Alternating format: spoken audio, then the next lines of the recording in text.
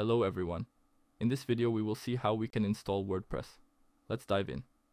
Go to your browser and download WordPress from the website. All the relevant links are given in the description. Extract the files. Now download the XAMPP files from the site shown on the screen.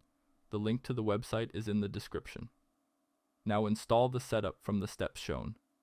Make sure the control panel box is checked, then click on Finish. Now start the shown options as follows and open the admin. Then cut your WordPress file. Now paste it under the shown path. Now add the admin tab, click on New and create a WordPress database.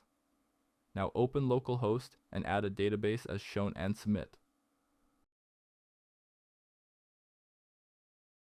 Now run the installation and add your information and install WordPress.